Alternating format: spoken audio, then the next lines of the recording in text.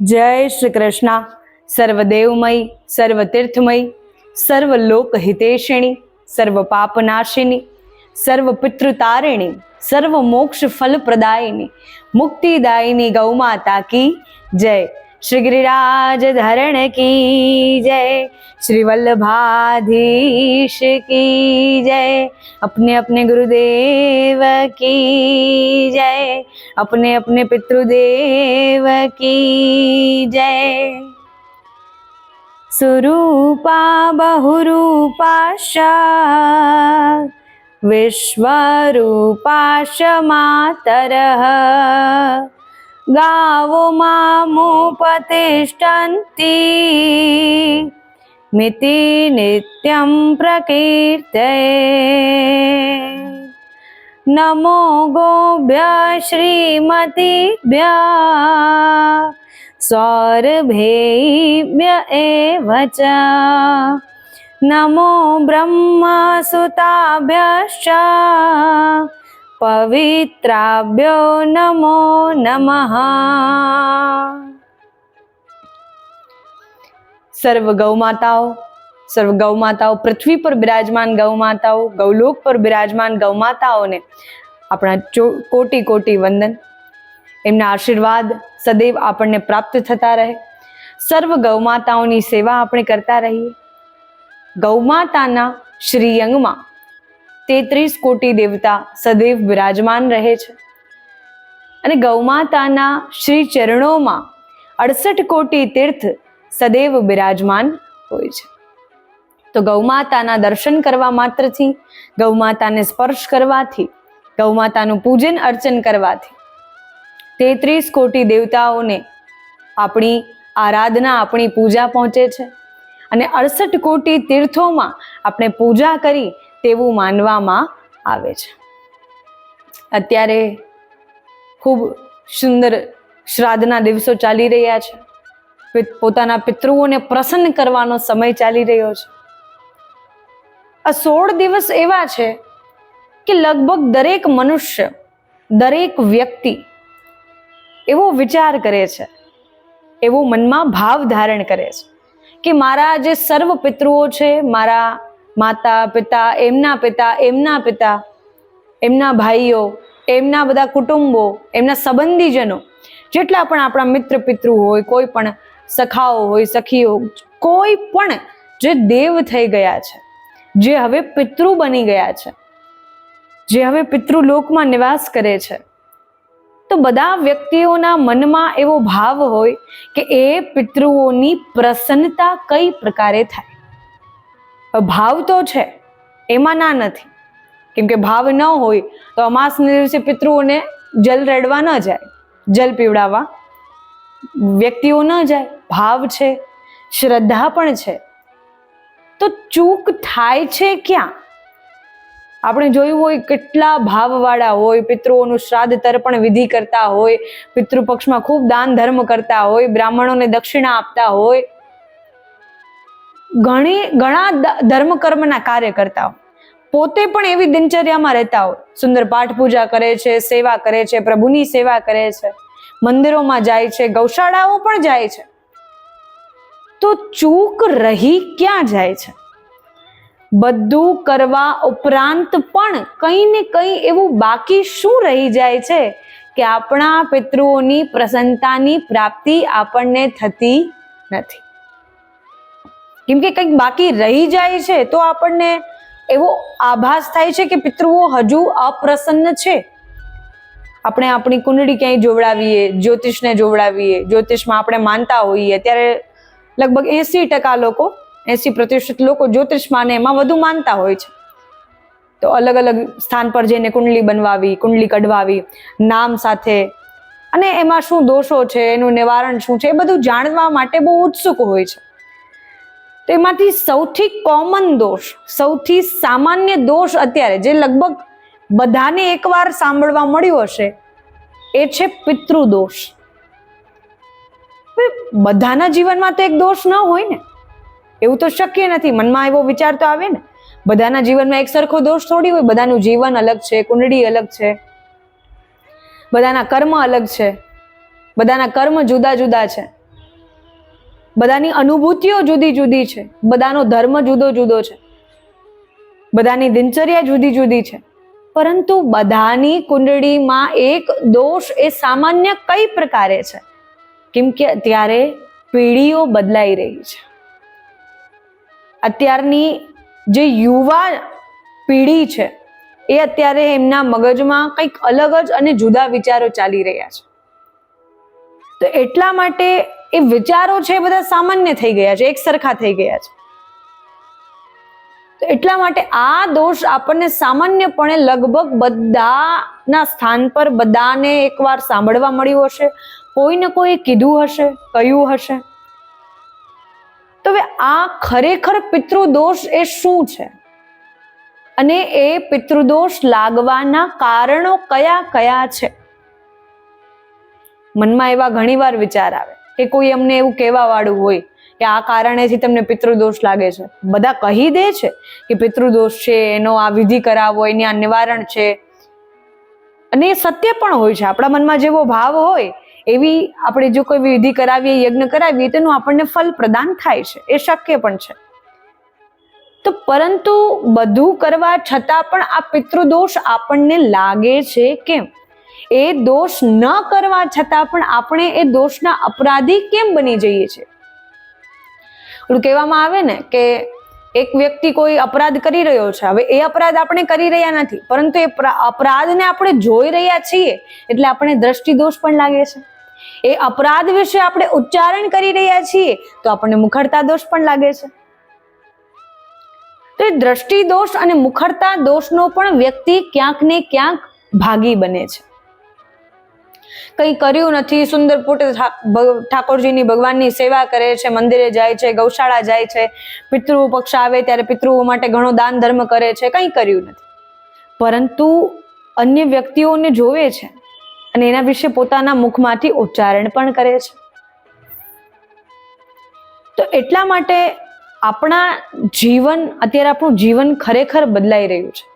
પરિવર્તન, એકાએક પરિવર્તન આવી રહ્યા છે અને એ પરિવર્તન આપણને સમજમાં આવતા નથી. યા તો એમ કહીએ આજના જે વચ્ચેની આયુના લોકો હોય ને, જે ન વૃદ્ધ છે ન યુવાન છે, 30-40 વર્ષના હોય ને, એમને આ પરિવર્તન સમજાતો નથી.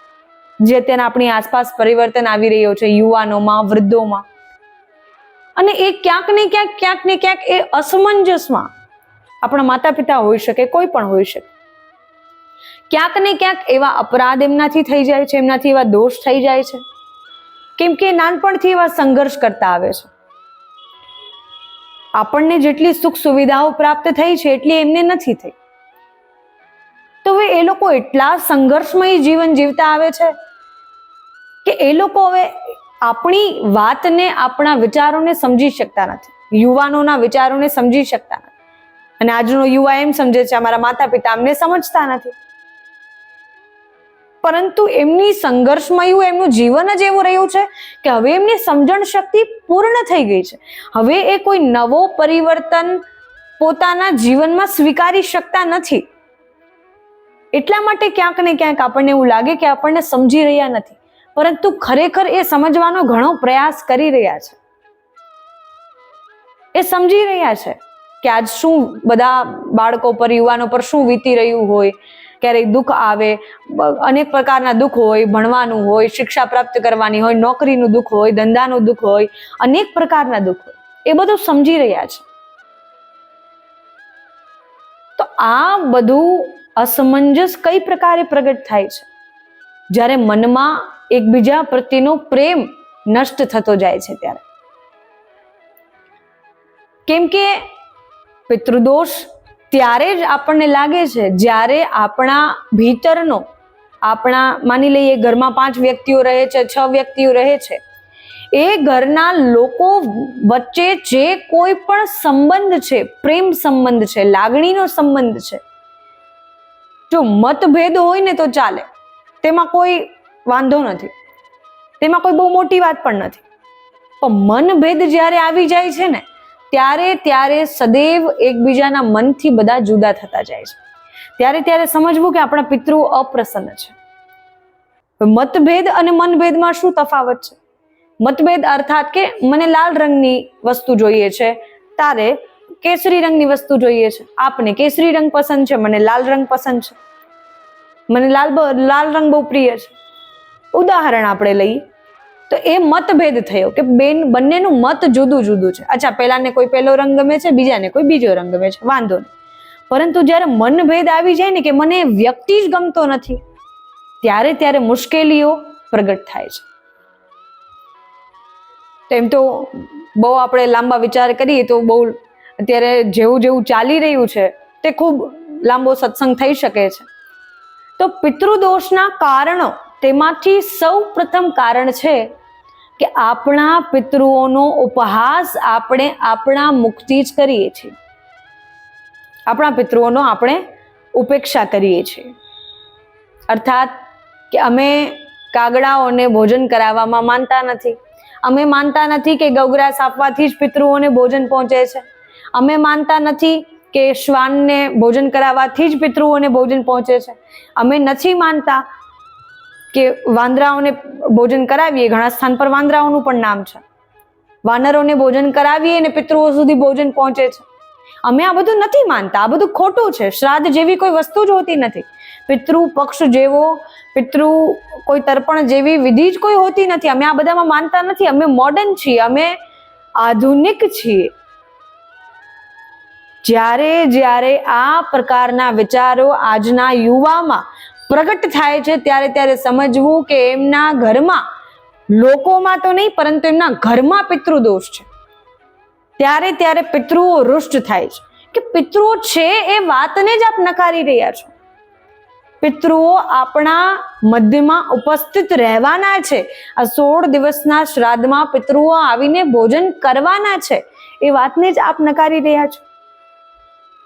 તો પિતૃઓ કઈ પ્રકારે પ્રસન્ન થાય કે એમને ઘણીવાર એવું થાય, આપણા પિતા, પરદાદા, દાદા કોઈ વારસામાં કઈ સંપત્તિ, ધન સંપત્તિ ન મળી હોય, મનમાં દ્વેષ હોય, મનમાં એવો દુઃખ હોય કે મારા મોટા ભાઈને મળી ગઈ, મને ન મળી, મારા નાના ભાઈને મળી, મને ન મળી, બહેનોને હોય મારા ભાઈઓને મળી ગયું, મને ન મળ્યું. એ સ્વાભાવિક છે. પરંતુ તેનો અર્થ એ નથી કે આપણે પિતૃ હોવાનું જ નકારીએ.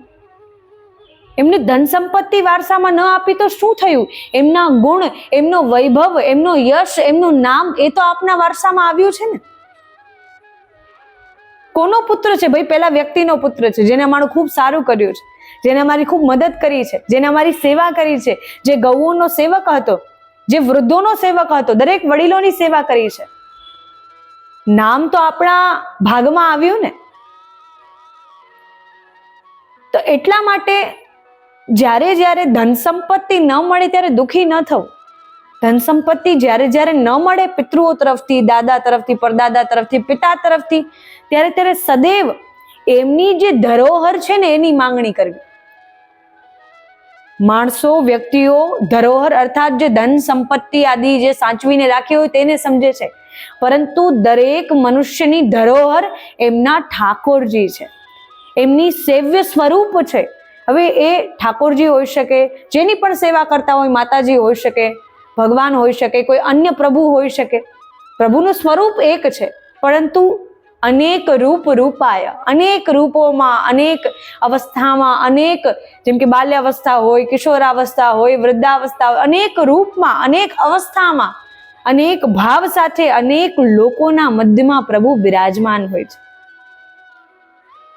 ત્યારે એમના, આપણા પિતાના ઘેર જેની કોઈની પણ સેવા થતી હોય, આરતી, પૂજા, ધૂપ, અગરબત્તી જે પણ કરતા હોય, એમનું સેવ્ય સ્વરૂપની માંગણી કરવી જોઈએ કે ભાઈ મને કોઈ પણ આપના વારસામાં જોતું નથી, ધન સંપત્તિ, કોઈ પણ માલ મિલકત જોતું નથી, પરંતુ આપ જેની સેવા કરી રહ્યા છો, હે પિતાજી મને એ સેવા સોંપો. એ સેવા કઈ પ્રકારે કરાય મને એ સોંપો. આ ધન સંપત્તિ સાચવવા માટે તો મારા ભાઈઓ છે, આ ધન સંપત્તિને લેવા માટે તો મારી બહેનો છે. જ્યારે આ દીન ભાવ આપણામાં પ્રગટ થશે ને ત્યારે આપણા પિતાના કાળજામાંથી જે આશીર્વાદ નીકળશે, આપણા પિતાના હૃદયમાંથી જે આશીર્વાદ નીકળશે, એ આપના સુધી પહોંચશે, એ અવશ્ય. કેમ કે પિતા પણ મનમાં અચકાતા હોય કે જ્યારે કોઈ પણ આવું ધન સંપત્તિને લઈને કોઈ પણ જ્યારે વાદ વિવાદ થતા હોય ત્યારે પિતા મનમાં અચકાતા હોય, જેને નથી મળી એના દ્રષ્ટિમાં હું પડી ગયો તો એમને પણ આનંદ આવી રહ્યો નથી. આ તો એક ઉદાહરણ થયું. ધન સંપત્તિ છે, માલ મિલકત છે, આ તો એક ઉદાહરણ થયું. અત્યારે તો આના પર લડાઈ થઈ રહી છે. તો એટલા માટે જ્યારે જ્યારે આપણા પિતાનું, જ્યારે જ્યારે આપણા ઘરમાં રહેલા જીવિત પિતા, માતા પિતા છે, એમનું જ્યારે અપમાન કરીએ છીએ, એમની ઉપેક્ષા કરીએ છીએ, ત્યારે ત્યારે આપણને પિતૃ દોષ નડે છે, એ નિશ્ચિત છે. તેમાં કોઈ બીજી કોઈ રાય નથી, કોઈ બીજો વિકલ્પ પણ નથી. એ માતા પિતાનું અપમાન કરીને આપણે પિતૃપક્ષમાં શ્રાદ્ધ તર્પણ કરી રહ્યા છીએ, 16 દિવસ કરી રહ્યા છીએ, ઠાકોરજીની સેવા કરી રહ્યા છીએ, ગૌશાળા જઈ રહ્યા છીએ, બધું કરી રહ્યા છીએ, પરંતુ માતા પિતાનું અપમાન કર્યા બાદ કરી રહ્યા છીએ, એમની વાતનો ઉપહાસ કર્યા બાદ કરી રહ્યા છીએ. એટલા માટે એ બધા દાન, ધર્મ, કર્મ, સેવા એ બધું આપણને ક્યાંય ને ક્યાંય દેખાતું નથી. ક્યાંક ને ક્યાંક એનું ફલ આપણને પ્રાપ્ત થતું નથી. કેમ કે એ ફલ પ્રાપ્ત કરવા માટે આપણે યોગ્ય બનીએ, આપણને એ ફલ પ્રાપ્ત થાય, એ પુણ્ય કર્મ કરીએ, દાન ધર્મ કરીએ, ગૌશાળા જઈએ, એ બધા સેવાઓનો, એ બધા ધર્મ કર્મના કાર્યોનો બોધ આવે, એવા સંસ્કાર આપણને આપણા માતા પિતાએ આપ્યા છે. અને આપણે આજે આપણા માતા પિતાનો જ ઉપહાસ કરી રહ્યા છીએ. ઘણીવાર આપણી વાતને નહીં સમજે. આપણને વિચાર આવે આજનો યુવા છે એ જ અસમંજસમાં છે, અમારી વાત એ સમજતા નથી, એની વાત અમે સમજાતી નથી. એ અસમંજસમાં છે, હું જાણું છું, પરંતુ આપણને એક ખૂબ અનુભૂતિ, જીવનની કરેલી અનુભૂતિ છે કે આપણે કોઈ પણ આપણા પિતા છે જે આપણને આખો દિવસ કે કરે છે, કોઈ પણ વાતમાં રોકટોક કરે છે, ત્યાં ન જાતા, પેલું ન ખાતા, ત્યાં ન જવું, મને કહીને જવું, મને પૂછ્યા વગર ન જવું, ફોનમાં શું જોઈ રહ્યા છો, ટીવીમાં શું જોઈ રહ્યા છો, આજે શું ભણવા ગયા હતા, આજે કયા મિત્રો સાથે વાત થઈ, આજે શું કર્યું તમે, બધું પૂછે. અને એ વસ્તુ આપણને ગમે નહીં. એ વસ્તુ આપણને ત્યારે ખૂબ ક્રોધ આવે. શું આખો દિવસ મને પૂછ કરે છે, શું આખો દિવસ મારી પાછળ પડી ગયા છે. ત્યારે આવા અભદ્ર શબ્દોનો પ્રયોગ આપણે આપણા પિતા માટે કરીએ છીએ, માતા માટે કરીએ છીએ. તો એ અપમાન છે, એ અપમાન. અને જ્યારે એ અપમાન એ લોકો સહન કરી લે છે એવું નથી, ત્યારે એ લોકો આશીર્વાદ જ આપે છે, ત્યારે પણ એ લોકોના હૃદયમાંથી આશીર્વાદ જ નીકળે છે. પરંતુ જે આપણા પિતૃઓ છે એ આ બધું જોઈ રહ્યા છે કે જીવિત માતા પિતાની આ લોકો સેવા કરી રહ્યા નથી, પછી મને શું ગૌમાતા રૂપે, કાગડા રૂપે મને આવીને મને ગૌગ્રાસ ખવડાવે છે, મને ભોજન કરાવે છે, મારા સુધી શું આ લોકો ભોજન પહોંચાડશે, મને શું આ લોકો ભોજન કરાવશે. અને ત્યારે પિતૃઓ ભોજન આરોગવા માટે પધારતા નથી એવો સિદ્ધાંત બની જાય છે. આપણે ભલે ને કોઈ બ્રાહ્મણોને બોલાવીએ, ભોજન કરાવીએ, એ બધું આડંબરો છે, એ બધું આપણા દેખાવ માટે છે, આપણે જોઈ રહ્યા છીએ, આપણી સ્મૃતિ માટે છે એ બધું. પરંતુ પિતૃઓને જ્યાં સુધી ભાવપૂર્વક એમનું આગમન કરવામાં ન આવે ત્યાં સુધી પિતૃઓ પધારતા નથી. આપણે થાળી કાઢીને બ્રાહ્મણ ભોજન કરાવીને એમને ભલે મોકલી દઈએ, પરંતુ આપણે જ્યાં સુધી માતા પિતાનું અપમાન કરીએ છીએ ત્યાં સુધી સદૈવ આપણને આ દોષ, આ અપરાધ એ નડવાના છે. આનું કોઈ નિવારણ નથી બીજું. કેટલી વિધિ કરાવી લઈ કે માતા પિતાનું અપમાન કરીએ છીએ, આ વિધિ કરાવીએ, માતા પિતાનું અપમાન કરીએ છીએ, પેલી વિધિ કરાવીએ, પિતૃ દોષ દૂર થાય, પિતૃ કાર્ય કરાવી લઈએ, પિતૃઓ પ્રસન્ન થાય, પિતૃઓને જગાડીએ. એ બધું ક્યારે ફલીભૂત થશે? જ્યારે માતા પિતાનો અપમાન બંધ કરીશું, જ્યારે માતા પિતાનો ઉપહાસ નહીં કરીએ, જ્યારે માતા પિતાની અપેક્ષાઓ મુજબ, એમની ઈચ્છાઓ મુજબ એમને જેટલા સંઘર્ષ આપણો ઉછેર કરવામાં કર્યા છે, ત્યારબાદ એમને તો બીજ રોપણ કર્યું છે, એમને આપણને વૃક્ષ રૂપી ઉગાડી દીધા છે, આપણું પાલન પોષણ કર્યું છે, આપણો ઉછેર કર્યો છે.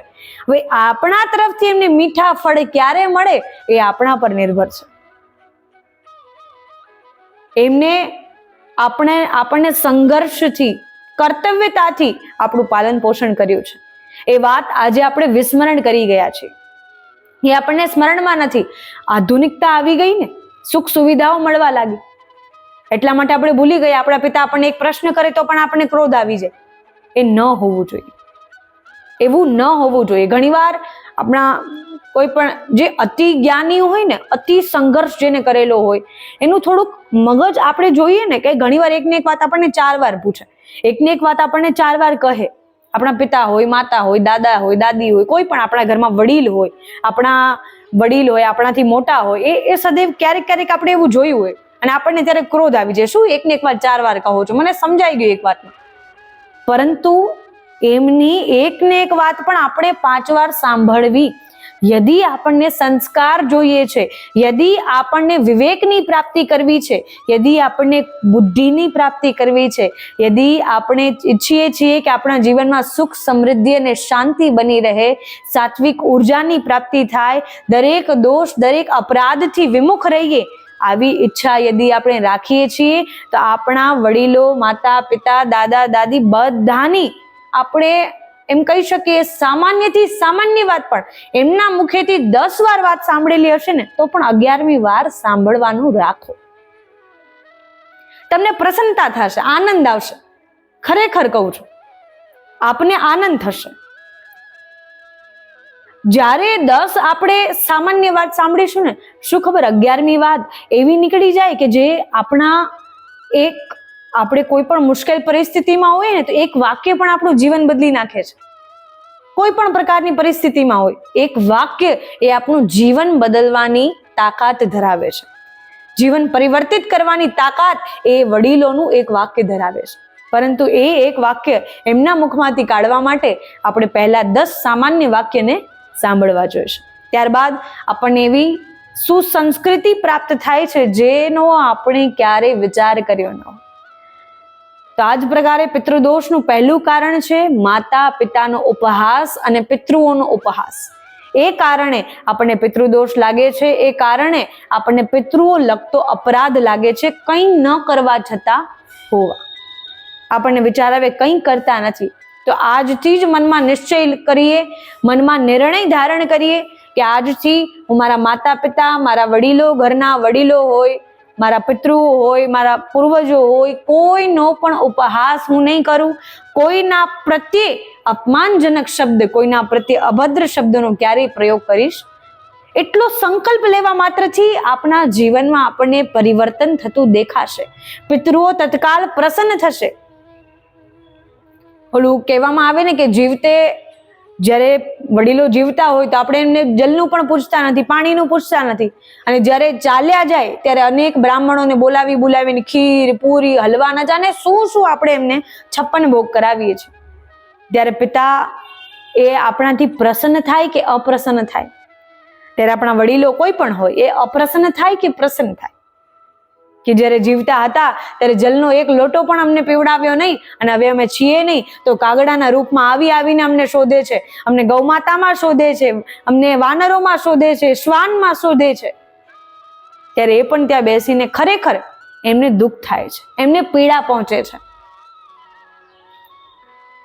ત્યારબાદ આપણે જોઈએ કે બીજું કારણ છે બ્રાહ્મણોનું અપમાન કરવું.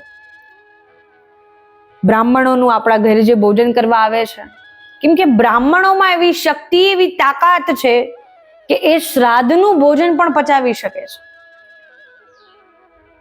એ સામાન્ય મનુષ્યનું પાપ પણ પોતે પચાવી શકે છે. આપણે ઘણીવાર એવું સાંભળ્યું પણ હોય કે બ્રાહ્મણોમાં એવી શક્તિ હોય છે કે એ ક્યાંય પણ ભોજન કરે અને એમના પુણ્યો એ આપણને પ્રદાન કરીને જાય છે. અરે 200 રૂપિયાની થાળીમાં ઓર તમને કેટલા પુણ્યો જોઈએ છે? આપણે બ્રાહ્મણોને ભોજન કરવા બોલાવીએ, એમના ભોજન કરવા બોલાવીએ કે ના બોલાવીએ, પરંતુ બ્રાહ્મણોનું ક્યારેય અપમાન ન કરવું જોઈએ, ક્યારેય એમનાથી શત્રુતા ન લેવી જોઈએ, અને ક્યારેય આપણા મુખેથી એમના પ્રત્યે અભદ્ર શબ્દો ન નીકળવા જોઈએ. પિતૃદોષનું બીજું કારણ છે બ્રાહ્મણોનું અપમાન. કેમ કે બ્રાહ્મણો છે જે પિતૃઓના રૂપમાં આપણા ઘેર આવે છે, જે ભોજન કરે છે. એવું નહીં કે એક બ્રાહ્મણ જે આવ્યા આપણા ઘેર પિતૃઓના ભોજન કરવા માટે, પિતૃઓના રૂપમાં આપણે તેમનું સન્માન કરી રહ્યા છીએ અને અન્ય બ્રાહ્મણોનું અપમાન કરી રહ્યા છીએ. ક્યારેય એવું ન કરવું જોઈએ. અને બ્રાહ્મણોએ પણ પોતાની કર્તવ્યતાથી થી ક્યારેય હીન ન થવું જોઈએ. એમના મુખેથી અભદ્ર શબ્દો બોલવા, એમના કર્તવ્યથી એમને હીન થવું, એમને ક્યારેય એ શોભતું નથી, ક્યારેય એ ન કરવું જોઈએ. પોતાની જ કોઈ પણ વિધિ વિધાન હોય, યજ્ઞ હવન હોય, એમનો ઉપહાસ કરવો એ ક્યારેય ન કરવું જોઈએ. કેમ કે શાસ્ત્રોમાં કહેવામાં આવ્યું છે કે બ્રાહ્મણ કોને કહેવાય છે? કોણ છે બ્રાહ્મણ? શું તિલક ધારણ કરે છે બ્રાહ્મણ છે? શિખા રાખે છે બ્રાહ્મણ છે? વેદ ભણે છે બ્રાહ્મણ છે? વેદ ભણાવે છે બ્રાહ્મણ છે? આ બધા તો બ્રાહ્મણના લક્ષણ છે. સંધ્યા હવન કરે છે, યજ્ઞ કરે છે, એ માત્ર બ્રાહ્મણ એટલા માટે એ બ્રાહ્મણ છે કે એ બધું કરે છે એટલે એ બ્રાહ્મણ છે. એ બધું કરી શકે, એ બધી કરી શકવાની ક્ષમતા એનામાં છે તો એ બ્રાહ્મણ છે. એ બધું કર્યા બાદ તેનું ફળ શું છે, તેનું પુણ્ય શું છે, એ બધું જાણે છે અને જણાવે છે, એ બ્રાહ્મણ છે. શાસ્ત્રોમાં લેખ છે બ્રહ્મ જાનાતિ બ્રાહ્મણમ. બ્રહ્મને જાણવાનું ક્ષમતા ધરાવે છે, બ્રહ્મને જાણવાની શક્તિ ધરાવે છે, એ બ્રાહ્મણ છે. બ્રાહ્મણ એને કહેવામાં આવે છે જે પોતાના ગુણથી, પોતાના કર્તવ્યથી, પોતાના કર્મથી ક્યારેય હીન બનતો નથી. ક્યારેય સદૈવ પોતાનું કર્તવ્ય શું છે, પોતાનો ધર્મ શું છે, એનું કર્મ શું છે, સદૈવ એના પર ધ્યાન દે છે, સદૈવ એના પર ધ્યાન દોરે છે. એ બ્રાહ્મણ છે. એટલા માટે ક્યારેય બ્રાહ્મણોનું અપમાન કરવું જોઈએ નહીં, બ્રાહ્મણોનો ઉપહાસ કરવો જોઈએ નહીં. આપણે જાતે કરીને આપણા ધર્મનો ઉપહાસ કરી રહ્યા છીએ, આપણા ધર્મનો મજાક બનાવી રહ્યા છીએ. જન્માષ્ટમી આવે, ગણેશ ચતુર્થી આવે, કંઈ પણ આવે, આપણે જોજો, આપણે વોટ્સએપમાં, ફેસબુકમાં, ઇન્સ્ટાગ્રામમાં એવી પોસ્ટ જોશો, કૃષ્ણ ભગવાનની પોસ્ટર લગાવેલી હોય, બાજુમાં લખ્યું હોય આવી રહ્યા છે આ ભારતના ડોન, આવી રહ્યા છે ત્યાંના ડોન. કે જ્યારે આ બધું આપણે બોલીએ છીએ, ખરેખર એ બોલવામાં પણ ખૂબ અભદ્ર લાગે છે. એવી પોસ્ટ પણ જોવામાં ખૂબ દુઃખ થાય છે કે આપણે જ આપણા ધર્મને, આપણે જાતે કરીને આપણા ધર્મનો આપણે ઉપહાસ કરી રહ્યા છીએ અને આજની નવયુવા પેઢીને પણ આપણે એ જ સમજાવી રહ્યા છીએ. અને ખરેખર દુઃખદ વાત છે. અત્યારે દયનીય એવી પરિસ્થિતિ બની ગઈ છે કે ક્યારેય એવું ન કરવું જોઈએ. તો એટલા માટે જેટલું પણ બને, જેટલું પણ આપણાથી બને તેટલું બ્રાહ્મણોનું સન્માન કરવું જોઈએ, સદૈવ એમને પૂજનીય માનવા જોઈએ. કેમ કે બ્રાહ્મણોનું બળ એ ક્ષત્રિયોના બળથી પણ વધારે બતાવ્યું છે. આમાં કોઈ ઊંચ નીચની વાત નથી, આમાં કોઈનો વિરોધ કે કોઈના પક્ષની વાત નથી, અને આમાં કોઈ વાદ વિવાદની પણ વાત નથી. આ તો સંવાદની વાત છે કે જ્યારે આપણે જોઈએ, ઉદાહરણ લઈએ, મહર્ષિ વશિષ્ઠ છે. તો મહર્ષિ વશિષ્ઠ જ્યારે એમને માનસ બળને, શારીરિક બળ કરતા એમને માનસ બળને વધારે મહત્વતા આપી છે. તો એમનું બળ જોઈને વિશ્વામિત્રએ પણ પોતાના બળનો ધિક્કાર કર્યો હતો. દિગ્બલમ ક્ષત્રિય બલમ, કે યદી માનસ બળમાં આવી તાકાત હોય, જ્યારે એમના વચ્ચે, એમના દરમિયાન યુદ્ધ થયું હતું, કે જ્યારે માનસ બળમાં પણ આવી તાકાત હોય, સેનાઓ ન હોવા છતાં, અસ્ત્ર શસ્ત્ર ન હોવા છતાં, માત્ર શાસ્ત્રનું જ્ઞાન અને માનસ બળ એમનામાં હતું, તપોબળ એમનામાં હતું. એમનું તપ જોઈને વિશ્વામિત્ર પણ એવા તપની શોધમાં નીકળ્યા હતા કે આ તપ કઈ પ્રકારે પ્રાપ્ત થાય, આ માનસ બળ કઈ પ્રકારે પ્રાપ્ત થાય છે. ત્યારે એ સમયે વિશ્વામિત્રજીએ પણ પોતાના ક્ષત્રિય બળનો ધિક્કાર કર્યો હતો કે યદી માનસ બળ સામે આ હજારો લક્ષોની સેનાનું બળ પણ ટૂંકું પડે છે, કોઈ બળ એ કામ આવતું નથી, તો આ તો મારા બળને ધિક્કાર છે કે આ બળ કરતા તો માનસ બળ હોવું સારું છે. કે માનસ બળને, આત્મબળને, અને તેનાથી આપણા જીવનું પોષણ કરવું એ સારું છે. ત્યારે એમને વાતની અનુભૂતિ થઈ હતી. તો આ પ્રકારે બ્રાહ્મણોનું ક્યારેય અપમાન ન કરવું. ત્રીજું કારણ છે, કેમ કે જ્યારે બ્રાહ્મણોનું અપમાન કરીએ છીએ ત્યારે પિતૃદોષ આપણને નડે છે, પિતૃદોષ આપણા જીવનમાં બને છે.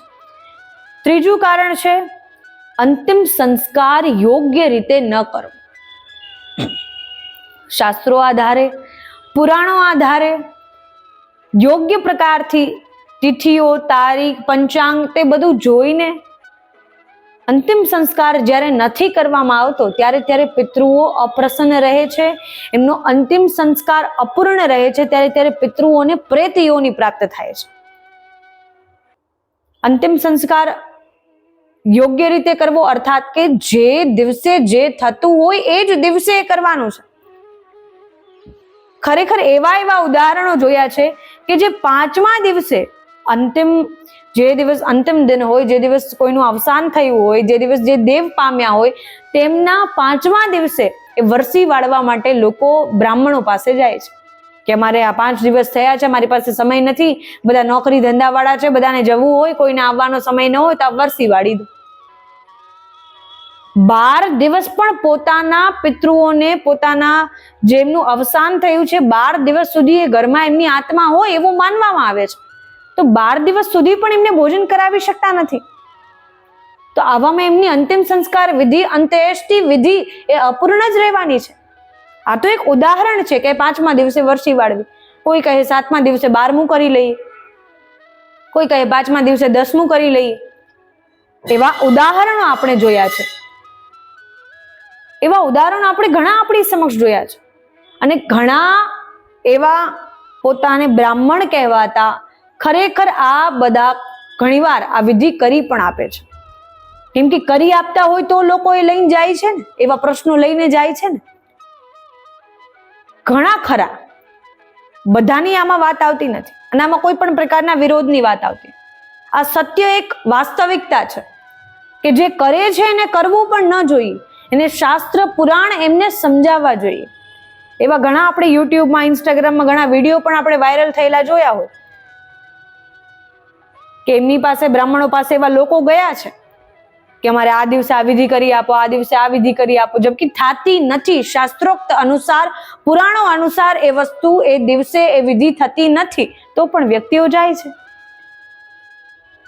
કરી આપતા હોય તો જાય છે ને. હવે કોઈ પણ દુકાને કોઈ વસ્તુ મળે છે તો ત્યાં લેવા જાય છે ને, ત્યાં નહીં તો આજુબાજુની દુકાને મળતી હશે. વસ્તુ મળી રહી છે એટલે લોકો પોતાના ઘેરથી વસ્તુ લેવા નીકળે છે ને. ન મળતી હોય તો લેવા નીકળે જ નહીં. તો એક ઉદાહરણની વાત આવી. તો આ જ પ્રકારે જ્યારે અંતિમ સંસ્કારની વિધિ અપૂર્ણ રહે છે, જ્યારે પંચકમાં ગયા હોય એમની વિધિ આપણે ન કરાવીએ, એ યોગ્ય દાન ધર્મ કરવાનું હોય એ ન કરીએ, યોગ્ય પ્રકારથી જેમ દાગ દેવાનો હોય એ ન દઈએ, કયા દિવસથી દિવસો ગણવામાં હોય એ ન ખબર હોય, તો એ પ્રકારે મુશ્કેલીઓ તો આવવાની છે.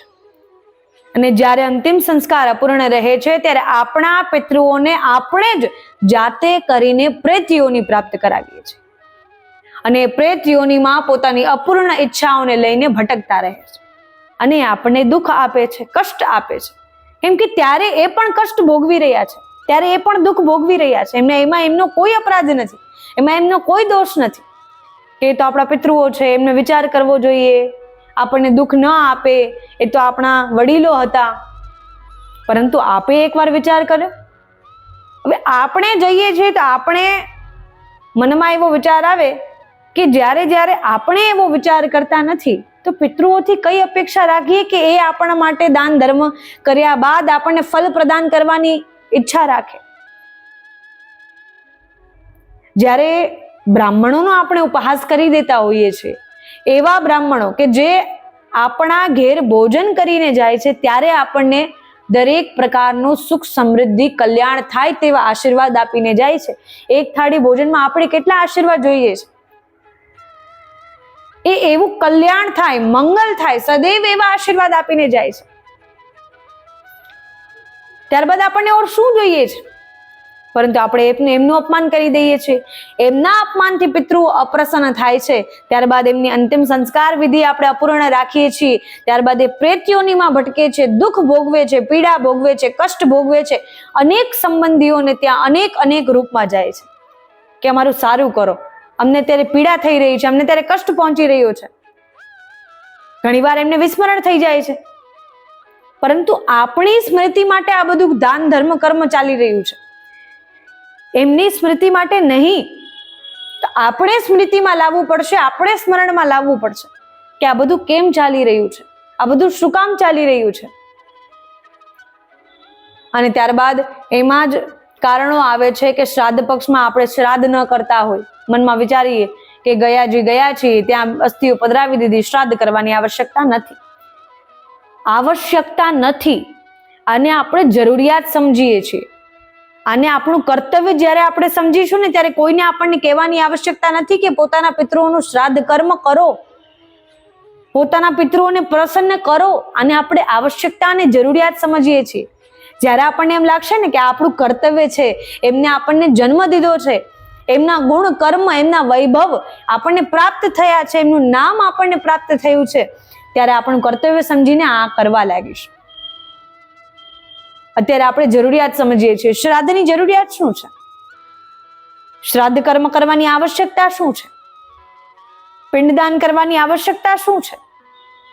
બ્રાહ્મણોને દાન કરવાની આવશ્યકતા શું છે? આપણે આ બધી આવશ્યકતાઓ અને જરૂરિયાતો સમજી રહ્યા છીએ, પરંતુ ખરેખર આપણે આપણા કર્તવ્યથી હીન બની રહ્યા છીએ. આજનો યુવા આપણા કર્તવ્યથી હીન બની રહ્યો છે અને આપણે પણ એમને આજે શું ધર્મ કર્મ વિધિઓ હોય છે એમને સમજાવી શકતા નથી અને એ સમજવા માંગતા પણ નથી. તો એટલા માટે શ્રાદ્ધ કર્મ વિધિ હોય એ આપણે ન કરી હોય, પિંડદાન તર્પણ હોય એ આપણે ન કર્યું હોય, જે યોગ્ય વિધિઓ આવે છે, જે વિધાન છે એ આપણે ન કર્યું હોય, ત્યારે પિતૃ અપ્રસન્ન રહે છે. અને પિતૃ દોષનો અર્થ જ એ છે કે પિતૃઓ અત્યારે અપ્રસન્ન છે, પીડામાં છે, કષ્ટમાં છે, એ દુઃખી છે, એમને આપણી આવશ્યકતા છે.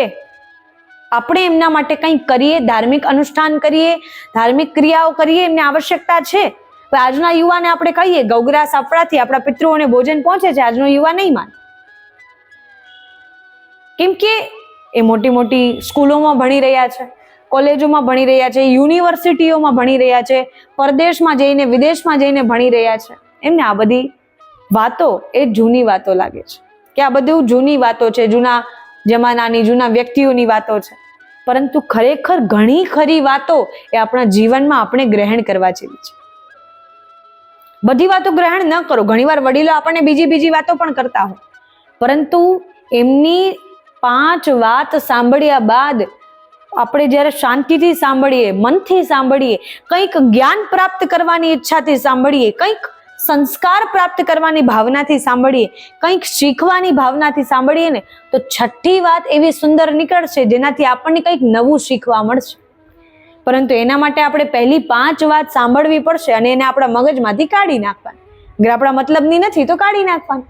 આપણને એનાથી કંઈ શીખવા મળતું નથી તો કંઈ રાખવાની આવશ્યકતા નથી. પરંતુ શીખવા મળે એવી વાત જોતી હોય તો 6ઠ્ઠી વાત સુધી પહોંચવા માટે આપણે પ્રતીક્ષા કરવી પડશે. તો એટલા માટે આપણે વડીલોનો આજે ઉપહાસ કરી રહ્યા છીએ, બ્રાહ્મણોનો ઉપહાસ કરી રહ્યા છીએ, આપણા જ ધર્મનો ઉપહાસ, આપણા આ સનાતન ધર્મનો ઉપહાસ આપણે આપણા હાથે કરી રહ્યા છીએ, આપણા મુખેથી કરી રહ્યા છીએ. આપણા દેવી દેવતાઓનો ઉપહાસ આપણે આપણા મુખેથી કરી રહ્યા છીએ.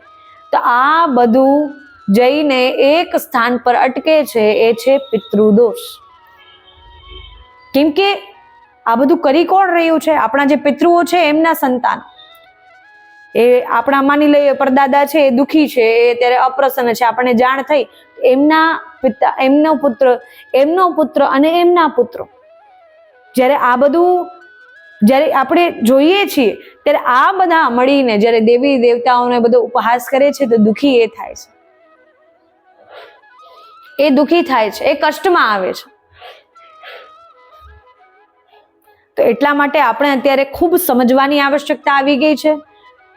અને ગૌગ્રાસ આપવા માત્રથી પિતૃઓને ભોજન પહોંચે છે તેમાં વાસ્તવિકતા છે, તેમાં કોઈ સંદેહ નથી. કેમ કે શાસ્ત્રોમાં લખ્યું છે, પદ્મ પુરાણમાં આપણને જોવા મળે છે કે ગૌગ્રાસ જે પણ મનુષ્ય આપે છે તેના પિતૃઓ પ્રેત યોનિમાંથી મુક્ત થઈ જાય છે. કેમ કે ગૌમાતા એક એવું પવિત્ર, આ સંસારમાં એવું પવિત્ર તત્વ છે કે જેમના શ્રી અંગમાં દેવતાઓ પણ બિરાજમાન હોય છે, જેમના શ્રી અંગમાં દેવી દેવતાઓ ખૂબ સુખેથી, આનંદપૂર્વક, પ્રસન્નતાપૂર્વક બિરાજમાન હોય છે. તો એટલા માટે ગૌમાતાનું જ શ્રીઅંગ એવું છે કે ત્યાં 68 કોટી તીર્થ બિરાજમાન છે. તો પિતૃઓને યદि ભોજન પહોંચાડવું હોય તો સ્વધા દેવીના નામથી જ્યારે આ 16 દિવસ પિતૃ પક્ષમાં નિત્ય ગૌગ્રાસ કાઢવામાં આવે છે, ગૌગ્રાસ દેવામાં આવે છે, તો એ મનુષ્યના પિતૃઓ અતિ પ્રસન્ન થાય છે. જ્યાં હોય ત્યાં તેમનો ઉદ્ધાર થાય છે. પિતૃલોકમાં હોય, નર્કમાં હોય તો સ્વર્ગમાં જાય છે, સ્વર્ગમાં હોય તો પિતૃલોકમાં જાય છે, પિતૃલોકમાં હોય તો ગૌલોક ધામમાં જાય છે, અને જ્યાં હોય ત્યાં એમનું મંગલ થાય છે. અને એ મનુષ્ય સર્વાર્થ સિદ્ધ યોગની પ્રાપ્તિ કરે છે. ગૌગ્રાસ જ્યારે ખવડાવીએ છીએ, આપણી હાથની રેખાઓ જ્યારે ગૌમાતા આપણી હથેળીને જ્યારે પોતાની જીહ્વાથી જ્યારે એનો સ્પર્શ થાય છે, ત્યારે સદૈવ આપણા હાથની રેખાઓ પણ સાથે સાથે બદલાઈ જાય છે. અને એવી સુંદર રેખાઓ બની જાય છે કે જે રેખાઓથી આપણું જીવન અનુકૂળ બની જાય છે. સુખ, સંપત્તિ, શાંતિ, સમૃદ્ધિ, જે જોતું હોય આપણને તે પ્રદાન થાય છે. ઘરમાં દરિદ્રતા હોય, દરિદ્રતાનો નાશ થાય છે. નકારાત્મક ઉર્જા હોય, નકારાત્મક ઉર્જાનો નાશ થાય છે. અને જીવનમાં સકારાત્મક ઉર્જાનો પ્રવેશ થાય છે. પદ્મ પુરાણ અને કુર્મ પુરાણમાં આપણને એક શ્લોક જોવા મળે છે, ગાવો હિ પિતૃ રૂપેણ, ગાવો હિ પિતૃ રૂપેણ તિષ્ઠંતી પૃથ્વી તલે, કે ગૌમાતા એ જ પિતૃરૂપ છે, અને 16 દિવસ આપણે ગૌમાતાને જ આપણા પિતૃરૂપ સમજવા. અને એ પિતૃરૂપ છે, પિતૃ જેવા આશીર્વાદ આપણને પ્રદાન કરે છે, એ આશીર્વાદ આપણને ગૌમાતા થકી પ્રાપ્ત થાય છે. યદિ પિતૃઓને પ્રસન્ન કરવા છે તો એ ગૌસેવાના માર્ગ પર ચાલીને યદિ કોઈ પિતૃઓને પ્રસન્ન કરે છે તો તેની આ પૃથ્વી પર નહીં પરંતુ પરલોકમાં પણ તે જીવની પૂજા થાય છે, તે વ્યક્તિની પૂજા થાય છે. એ વ્યક્તિ પૂજનીય છે જે આ પૃથ્વીલોકમાં ગૌમાતાની સેવા કરે છે, અને એ વ્યક્તિ પૃથ્વીલોક સાથે સાથે પરલોકમાં પણ પૂજનીય બને છે. અરે ગૌમાતાની સેવા તો ગૌલોક ધામ ચડવાની સીડી છે. ગૌમાતાની સેવા કરવાથી આપણે પણ તરીએ છીએ ને આપણા પિતૃઓને પણ આપણે તારી શકીએ છીએ. એવી ગૌમાતાની સેવા કરવામાં એવી સામર્થ્ય છે. યદિ 1 કલાક કોઈ ગૌમાતાની સેવા ગૌશાળા જઈને નિત્ય કરે છે તો શ્રીમદ ભાગવતનું પુણ્ય પ્રાપ્ત કરે છે. શ્રીમદ ભાગવત કથાનું પુણ્ય તે જીવને પ્રાપ્ત થાય છે. 2 કલાકથી વધારે યદિ કોઈ ગૌમાતાની સેવા ગૌશાળામાં જઈને કરે છે તો એને અશ્વમેઘ યજ્ઞના પુણ્યનું ફલ પ્રાપ્ત થાય છે. અશ્વમેઘ યજ્ઞ આપણે ક્યારે આપણા હાથથી કરાવી શકીએ? તો ગૌમાતાની 2 કલાકથી વધુ સેવા કરીએ તો અશ્વમેઘ યજ્ઞના પુણ્યનું ફલ યદિ પ્રાપ્ત થતું હોય તો તેમાં શું ના છે? આ બધી માન્યતાઓ નથી. આપણા વડીલો, આપણા પૂર્વજો પેઢી દર પેઢીથી ગૌસેવા કરતા આવે છે, એટલા માટે આપણા કુલનું આજે નામ છે. બ્રાહ્મણ કુલનું નામ એટલા માટે છે કે બ્રાહ્મણોના પૂર્વજો જેટલા હતા, જેટલા પણ એમના પિતૃઓ હતા, એમને ગૌમાતાની સેવા કરી છે, એટલે આજે બ્રાહ્મણ કુલનું એટલું નામ છે. ક્ષત્રિય કુળનું ક્યારે નામ છે? જ્યારે એવી ગૌમાતાઓની સેવા થઈ છે. બ્રાહ્મણોમાં અનેક ઋષિ મુનિઓ રહ્યા છે. મહર્ષિ વશિષ્ઠ હોય, અંગિરા ઋષિ હોય, અત્રિ ઋષિ હોય, એવા અનેક ઋષિઓ રહ્યા છે કે જેમને ગૌમાતાની સેવા કરીને પોતાના કુલનો ઉદ્ધાર કર્યો છે, પોતાની આવનારી પેઢીનો ઉદ્ધાર કર્યો છે. ક્ષત્રિયોમાં પણ એવા અનેક રાજાઓ રહ્યા છે, એવા અનેક રાજપૂતાના રાજાઓ રહ્યા છે કે જેમને પોતાના શ્રી હસ્તેથી ગૌમાતાની સેવા કરી અને ક્ષત્રિય કુલનો ઉદ્ધાર કર્યો છે. પરશુરામજી હોય, જમદગ્નિ ઋષિ હોય, એમને ગૌમાતાની સેવા જ્યારે જ્યારે કરી છે ત્યારે દરેક કુલનો ઉદ્ધાર થયો છે. વૈશ્ય હોય, શૂદ્ર હોય, કોઈ પણ વર્ણ હોય, કોઈ પણ જાતિ હોય, કોઈ પણ ધર્મ હોય, જ્યારે ગૌમાતાની સેવાનો ઉપહાસ થયો છે ત્યારે એ પોતાના કર્તવ્યથી હીન બન્યો છે. અને જ્યારે ગૌમાતાની સેવા થઈ છે, ગૌમાતાની રક્ષા થઈ છે, ત્યારે એ કુલનો ઉદ્ધાર થયો છે. ત્યારે એ કુલનું નામ, એ જ્ઞાતિનું નામ, એ વ્યક્તિ પ્રત્યેકનું નામ એ આપણને સંપૂર્ણ સંસારમાં સાંભળવા મળે છે. તો આ 16 દિવસ આપણે ગૌમાતાનું જ્યારે શ્રાદ્ધ પક્ષમાં પૂજન કરીએ છીએ ત્યારે આપણા પિતૃઓનું પૂજન કરવું મનાય છે. 33 કોટી દેવતાઓનું પૂજન કરવું મનાય છે, અને સાથે તીર્થોનું પણ પૂજન કર્યું તેવું માનવામાં આવે છે. આરતીની થાળી આપણે લેવાની, કુમકુમ અક્ષત લેવાના, ગૌમાતા માટે સુંદર પુષ્પોની માલા લેવાની, ત્યારબાદ ગૌમાતાની આરતી માટે સુંદર વાટ લેવાની, ગૌમાતાનું જ ઘૃત એ વાટથી પ્રજ્વલિત થાય એવું આપણે કરવાનું છે. અને ગૌમાતાનું નિત્ય પૂજન યદિ કોઈ મનુષ્ય પિતૃ પક્ષમાં કરે છે તો સાક્ષાત પિતૃઓ ત્યાં પ્રસન્ન થઈને પ્રગટ થઈ અને આશીર્વાદ આપે છે. અને પિતૃઓ તેના પર અમી વર્ષા વરસાવે છે. યદિ કોઈ ગૌમાતાનું પૂજન અર્ચન કરે છે, ગૌમાતાની પૂજા કરે છે, સાથે તેની 7 પરિક્રમા લગાવે છે. 7 પરિક્રમા લગાવવાથી પિતૃઓ સાક્ષાત રૂપે ત્યાં પ્રગટ છે તેવી તેને અનુભૂતિ થાય છે. અને પિતૃઓ પ્રગટ છે તેનું પ્રમાણ પણ છે કે આપના બધા અટકાયેલા કાર્ય થવા લાગે છે. એકોએક જે આપણા કાર્ય અટકાયેલા હોય, મંગલ કાર્ય થવાના હોય, કોઈનો વિવાહ નથી થતો, પુત્રનો, પુત્રીનો, ઘરમાં ભાઈ બહેન કોઈ પણ હોય જેનો વિવાહ અટકતો હોય, વિવાહ થઈ ગયા હોય, સંતાન ન થતી હોય, કોઈ પણ પ્રકારના શુભ મંગલ કાર્ય જે અટકતા હોય છે એ બધા અટકતા કાર્ય, એ બધા કાર્યમાં આવતી બાધાઓ, અડચણો એ દૂર થાય છે. ત્યારે સમજવું કે પિતૃઓ, આપણે ગૌમાતાની સેવા કરીએ છીએ તો પિતૃઓ પ્રસન્ન છે. આપણે રોજ શ્રાદ્ધ તર્પણ ન કરી શકીએ કોઈ વાંધો નથી, પરંતુ રોજ આપણે ગૌમાતાની યદિ સેવા ભાવથી કરીએ છીએ તો પિતૃઓ પ્રસન્ન થાય છે અને થાય છે. આપણા શાસ્ત્રો, આપણા ગ્રંથો આપણને એ વાત કહે છે કે પિતૃઓ આપણા આ 16 દિવસ એ આવ્યા, પૃથ્વીલોક પર આવ્યા, પૃથ્વીલોક પર રહે છે ક્યાં? આપણે એ તો જાણ્યું કે પિતૃલોકમાંથી એમને રજા મળે છે કે જાઓ આપણા જે પણ સંબંધીઓ હોય, આપણે લૌકિક ભાષામાં કહીએ કે જે પણ સંબંધીઓ હોય ત્યાં જે પણ આપના માટે દાન ધર્મનું કાર્ય કરી રહ્યા હોય ત્યાં જઈને આ ભોજનને આરોગો, એવું પિતૃલોકમાંથી કહેવામાં આવે છે. પિતૃઓ આવે છે, હવે પૃથ્વીમાં રહે છે ક્યાં? ભોજન તો કરી લીધું, ત્યારબાદ એ રહેશે ક્યાં? આપણી જેમ કોઈ ઘરમાં, જમીનમાં, હવામાં ક્યાં રહેશે?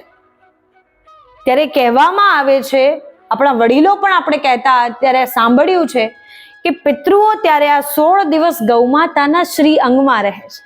કેમ કે આ સંસારમાં, આ સમસ્ત જગતમાં યદિ કોઈ પવિત્ર સ્થાન હોય કે જ્યાં અપવિત્રતાનો લેશ માત્ર નથી, જ્યાં પાપનો લેશ માત્ર નથી, ત્યાં જ દૈવી જીવો રહે છે અને એ છે ગૌમાતાનું શ્રી અંગ.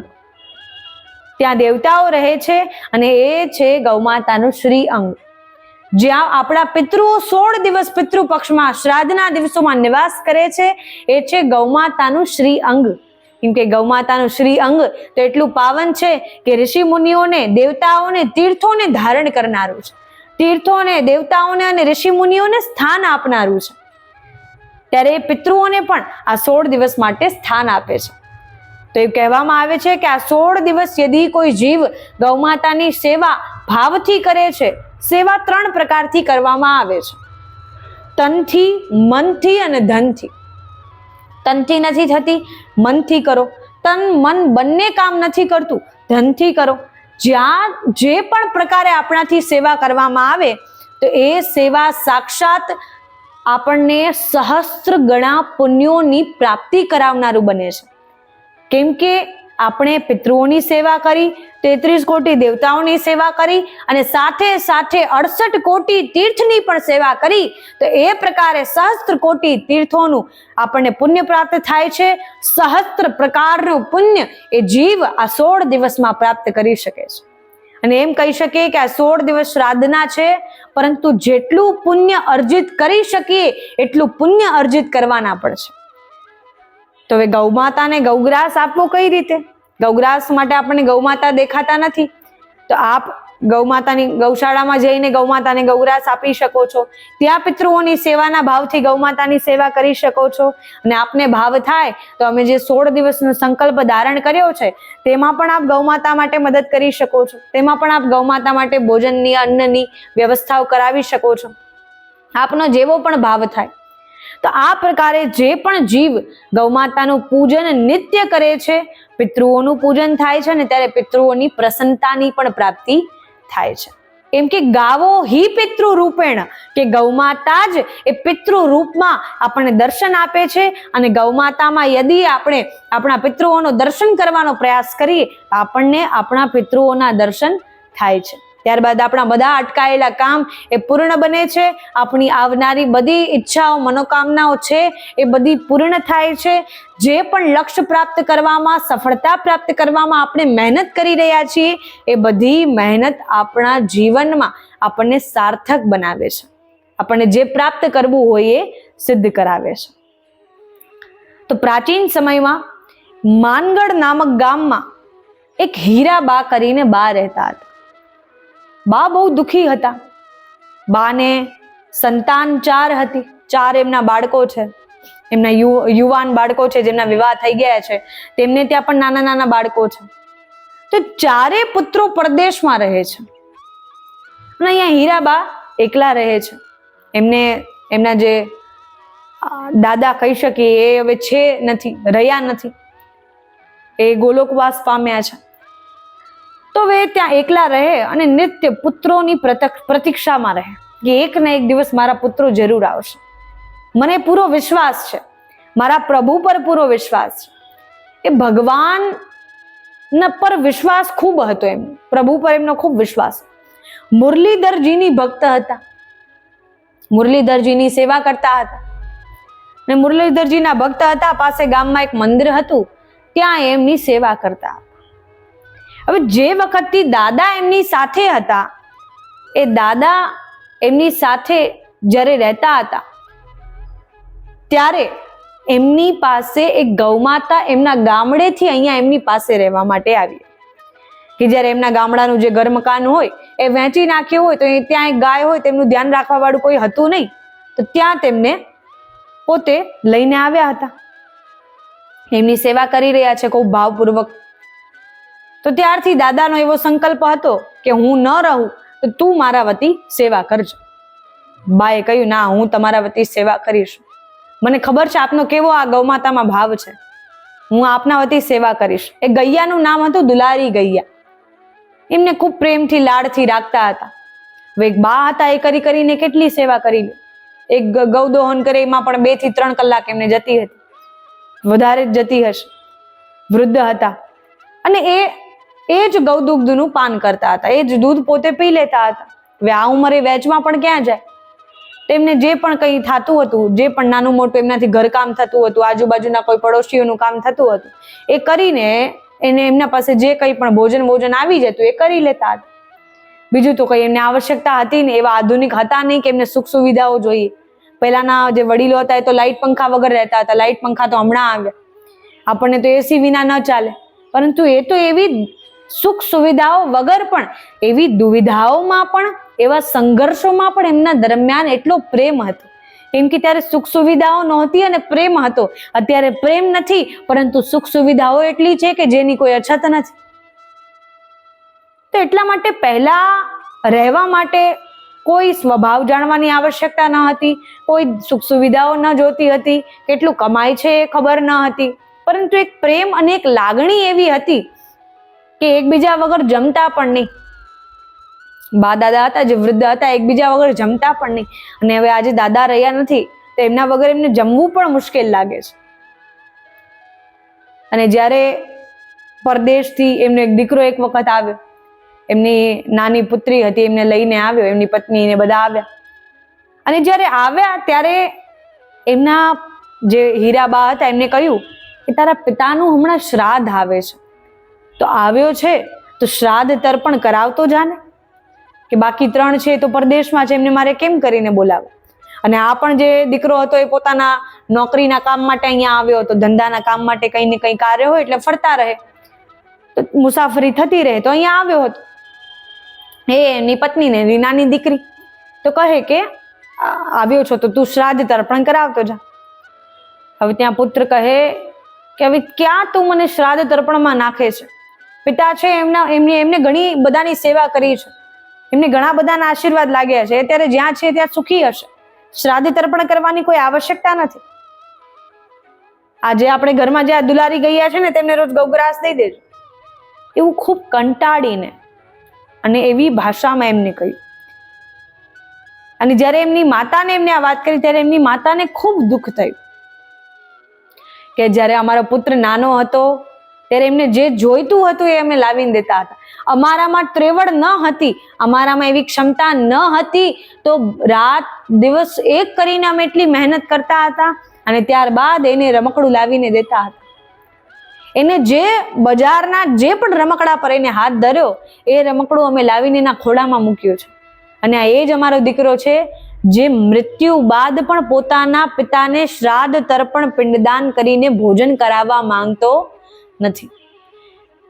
કે કેવી પરિસ્થિતિ આવી ગઈ છે, કેવું પરિવર્તન આવી ગયું છે. ત્યારે બા ખૂબ દુઃખી થયા. અને સન્માન એટલે વડીલો પ્રત્યેનું, પોતાના પતિ પ્રત્યેનું, પત્ની પ્રત્યેનું સન્માન પહેલાના સમયમાં એવું હતું ને કે જે અદ્ભુત કહી શકે. કે હવે 2-4 દિવસ રોકાણા છે તો હવે નાની દીકરી છે તો એને ગામમાં બધે ફરવાનું મન થાય, ઈચ્છા થાય કે બધું નવું છે, બધું જોઈએ. તે એ હીરાબા અને એના જે દીકરાની દીકરી હતી તે બંને એક ગામમાં ચાલવા નીકળ્યા કે ચાલો હું તને ગામમાં ફરાવું, એમ કે ક્યાં ક્યાં શું છે, અમે ક્યાં ફરતા, અમે ક્યાં રહેતા, અમે ક્યાં ખેલતા, હું તને બધું બતાવું. બાને જેમ કેમ હરખ હોય ને, મનમાં પ્રસન્નતા હોય, તો કહ્યું હા ચાલો. નાની દીકરીને લઈને ચાલતા થયા. હવે ત્યાં ગામનો જે ચોતરો હતો ત્યાં પહોંચ્યા અને ત્યાં એક વિશાળ વૃક્ષ હતું. ત્યાં નીચે ઓટલા હતા.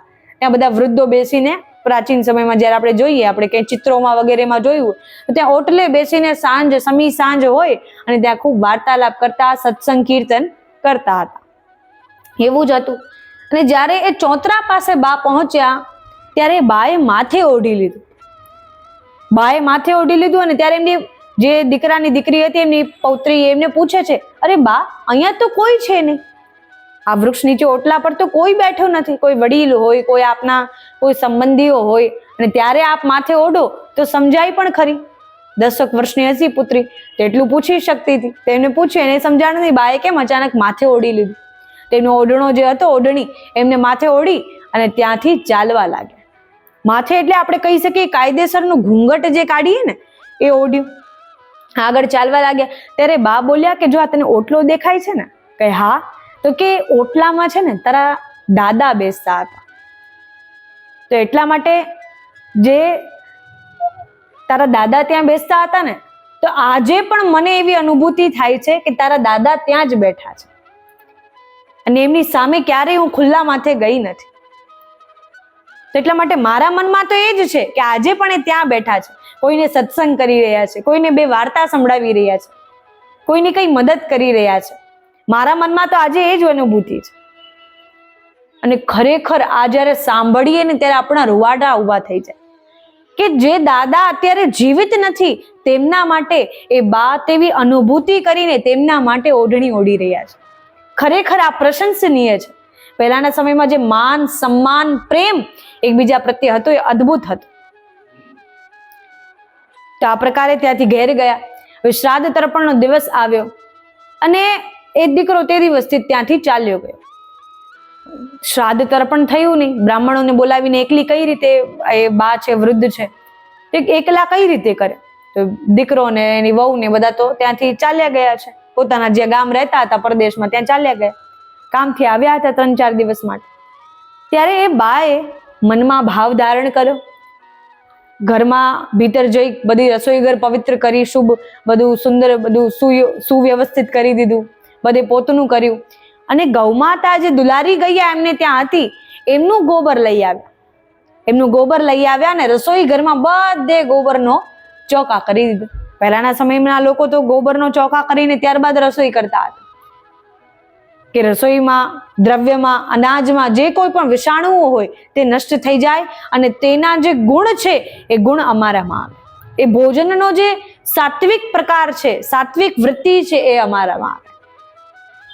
તો એટલા માટે તે રસોઈમાં ગોબરનો ચોકો કરી દીધો અને ત્યાં ખૂબ સુંદર દાદાને જે પણ પકવાન ભાવતા હતા એ એમના માટે સિદ્ધ કર્યા. એમના માટે સુંદર રસોઈ સિદ્ધ કરી, બધું યોગ્ય સુવ્યવસ્થિત બધું કરી દીધું.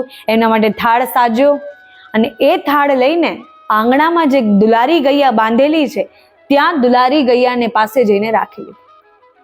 અને 2 ઘર છોડીને એક પંડિતજી, એક બ્રાહ્મણનું ઘર હતું, ત્યાં જઈને પૂછવા ગયા. એક ઉપાધ્યાયજી હતા, ગામના ઉપાધ્યાય પુરોહિત હોય ને, એમને પૂછવા ગયા કે મારો દીકરો આવ્યો હતો, 4 દીકરા છે મારે, એ આવ્યા હતા, એ આવ્યો હતો, પરંતુ એને શ્રાદ્ધ કરવાની ના પાડી દીધી. અને મારી એવી ઈચ્છા નથી કે કોઈ પણ પ્રકારનો કલહ કરીને અથવા મારા પુત્રોને દુખી કરીને હું આ બધું કર્મ કરું. તો મારા એ બાએ એ ઉપાધ્યાયજીને કહ્યું કે મારા જે પિતાના પણ પિતા હતા અથવા જે મારા દાદા હતા એ કહેતા હતા કે ગૌમાતામાં આ 16 દિવસ પિતૃઓ આવીને બિરાજમાન થાય છે. તો આ 16 દિવસ આપણા પિતૃઓ એ ગૌમાતામાં હોય છે. તો શું જે એમના દાદા હતા તો એ ત્યાં આવીને બિરાજમાન થયા હોય તો શું હું એમના દાદાના ભાવથી ગૌમાતાને ભોજન કરાવી શકું? ઉપાધ્યાયજીએ કહ્યું કે બા, આપ તો મારાથી વૃદ્ધ છો, આપ તો મારાથી મોટા છો. આપના દાદાએ આપણને કોઈ વાત કહી હોય અર્થાત એ સત્ય હોય, એ વાત તો હું પણ ન જાણતો હોઉં, તો આપ એ કરી શકો. ત્યારે એ ઉપાધ્યાયજીએ કહ્યું કે હા, આપ એ કર્મ કરી શકો કે આપ જઈને પોતાના જે પણ મનમાં ભાવ હોય એ ભાવ ધારણ કરીને યદિ ગૌમાતાને ભોજન કરાવો છો અને યદિ એ ભોજન અરોગે છે તો સમજવું કે આપણા પિતૃઓ આવીને ભોજન અરોગી ગયા. ત્યારે એમને કહ્યું ઠીક છે. બા આવ્યા, ઘરે આવ્યા, થાળ તો સજાવી દીધો, આગળ પણ રાખી દીધો. અને બા જેવા આવ્યા અને જેવો મનમાં ભાવ ધારણ કર્યો કે યદિ મારો ભાવ મારા પતિ પ્રત્યે ખૂબ સુંદર હોય અને મારો ભાવ એવો છે કે એમનું શ્રાદ્ધ તર્પણ થાય પરંતુ થઈ શકે એવી પરિસ્થિતિ નથી, તો મારા પર કૃપા કરો અને આપ આ ભોજન અરોગો. તો હે ગૌમાતા, હું એવું માનું છું કે આપના શ્રી અંગમાં તો 68 કોટી તીર્થ અને 33 કોટી દેવતા બિરાજમાન છે. તો આપના શ્રી અંગમાં આ 16 દિવસ પિતૃ પક્ષમાં શ્રાદ્ધના દિવસોમાં પિતૃઓ પણ આવીને બિરાજમાન રહે છે. અને મારા એમને તો 4 વર્ષથી પણ વધારે થઈ ગયા છે. તો મારા પર કૃપા કરો અને આપ આ ભોજન અરોગો અને આ ભોજનને દાદા સુધી પહોંચાડો. ત્યારે બા આવી વિનંતી કરે છે અને ત્યારે ગૌમાતા તત્કાલ એ ભોજનને અરોગે છે. એ પાત્રમાં ત્યાં ભોજન રાખ્યું હોય એ ભોજનને અરોગે છે. અને જ્યારે એ ભોજનને લેતા જોવે છે ત્યારે બાના મુખમાંથી નીકળે છે મુરલીધર ભગવાન કી જય, કે વાહ મુરલીધર વાહ, આજ સુધી મેં તારી જેટલી સેવા કરી છે તે ખરેખર વાંસળી વગાડીને, મુરલી વગાડીને જેમ ગૌમાતાઓને મોહિત કરી હતી, જેમ ગોપીઓને મોહિત કરી હતી, એમ તારી બંસીથી તો આજે હું મોહિત થઈ ગઈ છું. એમ તો તારી બંસીથી તો આજે મને મોહી લીધી છે. ત્યારે બા, કેમ કે બા પણ પોતે ગોપી ભાવ ધરાવતા હતા, તો સદૈવ મુરલીધરજીની સેવા કરતા અને સાથે આ દુલારી ગૈયાની પણ સેવા કરતા. ત્યારે એમના ઈષ્ટ પ્રત્યેનો એટલો વિશ્વાસ હતો કે આ ગૌમાતાએ ભોજન કર્યું છે તો મારા પિતૃઓ સુધી ભોજન તો અવશ્ય પહોંચ્યું છે, તેમાં કોઈ સંદેહ નથી. એટલા માટે ત્યારે ગૌમાતાએ ભોજન અરોગ્યું ગૌગ્રાસ રૂપે. જ્યારે દાદાને ગૌગ્રાસ પહોંચાડવાનો ભાવ હતો અને ગૌમાતાએ ભોજન અરોગ્યું અને ત્યારે તત્કાલ જ્યારે શાંતિ છવાઈ ગઈ હોય, ગૌમાતા ભોજન અરોગી રહ્યા હોય, બા ત્યાં મુરલીધરનું સ્મરણ કરી રહ્યા હોય, ગૌમાતાને ત્યાં લાડ કરી રહ્યા હોય અને ગૌમાતાના શ્રી અંગમાં જ, ગૌમાતાના શરીરમાં જ એ બાને ત્યાં દાદાની છબી, એ દાદાનું ચિત્ર એક ક્ષણ માટે દેખાય છે. અને ત્યારે બા જોઈને તો આશ્ચર્યચકિત થઈ જાય છે કે અર્થાત એ આવીને ભોજન કરી ગયા છે, એમને મારા ભોજનનો સ્વીકાર કર્યો છે. આપનો ખૂબ ખૂબ ધન્યવાદ ગૌમાતા, મુરલીધર ભગવાન, મુરલીધર પ્રભુ, આપનો ખૂબ ખૂબ ધન્યવાદ. ત્યારે ખૂબ ધન્યવાદ કરે છે અને એમના મનની ઈચ્છા પૂર્ણ થઈ એટલા માટે પ્રસન્ન પણ છે. તો આ રીતે હીરાબાએ શ્રાદ્ધના દિવસમાં કોઈ પણ શ્રાદ્ધ કરવા માટે વ્યક્તિ હતા નહીં, એમના પુત્ર હતા નહીં, એટલા માટે એમને ગૌમાતાને ગૌગ્રાસ ખવડાવીને ગૌમાતાને ગૌગ્રાસ ખવડાવ્યો, ભોજન કરાવ્યું અને એ ભાવથી એમને એમના પતિ અર્થાત કે દાદાને ભોજન કરાવવાનો ભાવ કર્યો અને દાદાએ ભોજન અરોગ્યું અને દાદા ત્યાં ભોજન કરવા માટે આવ્યા તેનું પ્રમાણ પણ એક ક્ષણ એમને દેખાઈને બતાવ્યું કે હા હીરાબા, મેં આપનું ભોજન અરોગી લીધું છે. ગૌમાતા એવો સુંદર ભાવ પ્રગટ કરે છે. ગૌમાતા પણ એ હીરાબાની જાણે સખી હોય, નિત્ય એમની સાથે ખેલે, નિત્ય એમની સાથે ક્રીડાઓ કરે, આમ તેમ દોડે અને એમને ભરપૂર દૂધ આપે કે આજુબાજુ વાળા ક્યારે લઈ પણ જાય તો કોઈ પણ ધન વિના લઈ ન જાય કે ના બાને આવશ્યકતા પણ છે અને અમારે બીજેથી દૂધ લેવું એના કરતા અહીંથી દૂધ લઈ લઈએ. તો આ જ પ્રકારે આપણે જોઈએ કે જે પ્રકારે હીરાબાએ ગૌમાતાના ભાવથી, ગૌમાતાને ગૌગ્રાસ આપવાના ભાવથી ગૌ માતાને ભોજન કરાવીને પોતાના પિતૃઓને ભોજન કરાવ્યું, એ જ પ્રકારે આપણે પણ ગૌ માતાની સેવા કરીને આપણા પિતૃઓને પ્રસન્ન કરીએ, પિતૃઓની પ્રસન્નતા પ્રાપ્ત કરીએ, અને એ પિતૃદોષ હોવાના કારણો આપણે જાણ્યા, એ કારણોથી આપણે વિમુખ હોઈએ છીએ ત્યારે આપણને પિતૃદોષ નડે છે. તો પિતૃદોષના અપરાધથી છૂટવા માટે, પિતૃદોષનો અપરાધ આપણા જીવનમાં આપણને ન લાગે તેના માટે ગૌ માતાની સેવા કરીએ, અને આ 16 દિવસ પિતૃ પક્ષમાં ગૌ માતાની સેવા આપણા પિતૃઓને પ્રસન્ન કરવાના ભાવથી તન, મન અને ધનથી કરીએ. તો આ જ પ્રકારે ગૌ માતાની સેવા કરતા રહીએ. ગૌ માતાની સેવા માટે અન્ય ભક્તોને પણ પ્રેરિત કરીએ. ગૌ સત્સંગ શ્રવણ કરતા રહીએ. ગૌ સત્સંગ શ્રવણ કરવા માટે અન્ય ભક્તોને પણ પ્રેરિત કરીએ, જેનાથી આપણને અનેક ગણા પુણ્યોની પ્રાપ્તિ થાય છે. ગૌ માતા અવશ્ય આપનું કલ્યાણ કરશે. શ્રી ગિરિરાજ ધરણ કી જય, શ્રી વલ્લભાધીશ કી જય, अपने अपने पितृदेव की जय, अपने अपने गुरुदेव की जय, श्री कामधेनु मात की जय.